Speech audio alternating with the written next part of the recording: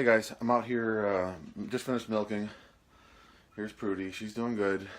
She still has that little bit of, let me see if I can show you. She still has a little bit of afterbirth. See it right there? It's staying clean because every time she pees, it gets sterilized by, sterile liquid. So it's not dirty or anything. It seems like when I'm milking, she has the urge to kind of try to push it out, because normally she doesn't pee several times and poop several times while I milk her, and she's been doing that just like a little bit here and there. So I think this is working. I'm having trouble getting the back 2/4 milked out. Her teats back there are a little bit smaller, so my hands, I kind of have to use like one finger and one thumb. I did the best I could. I think I got it pretty much milked out. The front 2/4 I definitely got milked out. And what I'll do is I'll just concentrate on the back 2 ones as I, continue to milk going forward. So she is great. I don't know how she feels. Perfect. I'm not an animal whisperer, but she didn't finish her grain. You guys can see that there. But she still stood really nicely for me. So we haven't milked in a month and a half. So it's kind of trying to get back used to our routine. So I'm gonna throw this down and you can see Bullseye is like, hey, my grain left? I'll take some of that. Anyway, we've got dentist appointments this morning. All 6 of the older kids, everybody except for the 3-year-old and the baby. So I'm gonna need to get inside and take a shower. I will see you guys in a bit.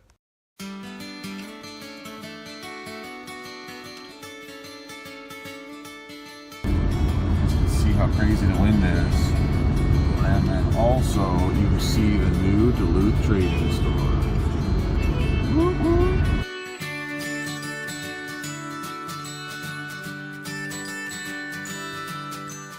Okay guys, you can tell today it's been windy here. We're actually under wind advisories, and driving on the highway has been interesting with this van.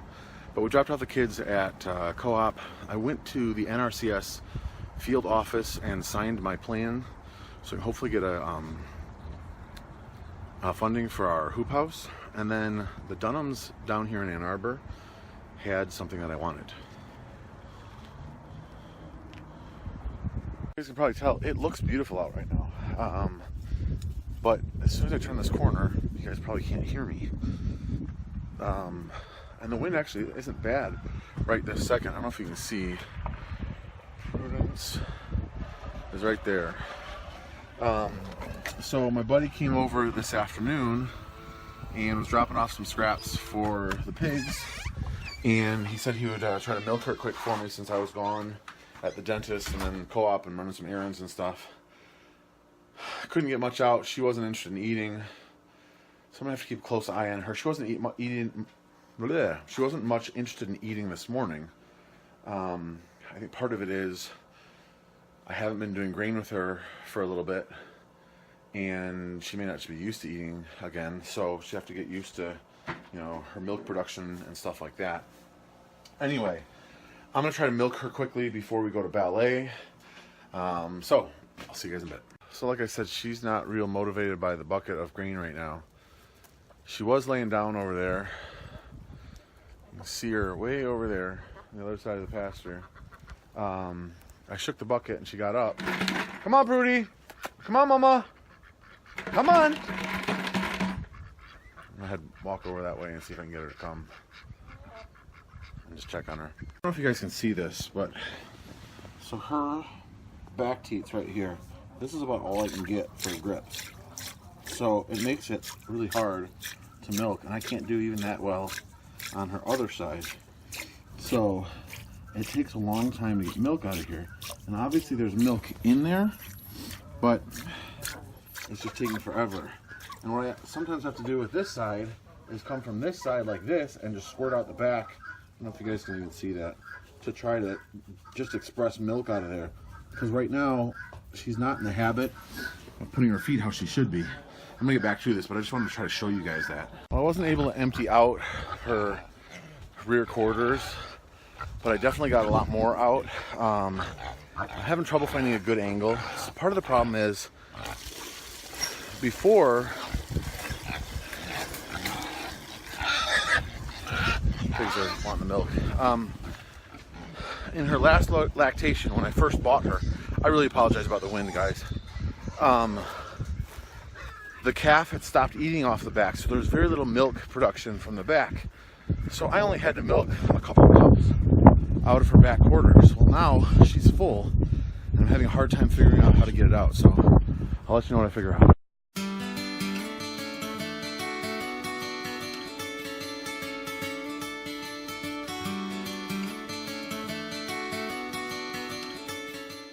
Hey guys, so 7:30, 8 o'clock. I just milked. I don't know if you can see quickly before she goes. I think I got in the way. The afterbirth is still there. Turn so you guys can see me. Afterbirth is still there, but I got her all the way milked out. Like, there's still milk in her udders, but her teats are not letting any more milk down right now. So I don't know if it's the same as a woman. I'm not a milk expert. I'm not a milking cow expert. Like I've said many times, I'm not an expert in much of anything. But I got, like, she wasn't letting any more milk out. So that's good. I feel much better about that. I was like, wondering what that's that red light flashing is a radio tower or whatever.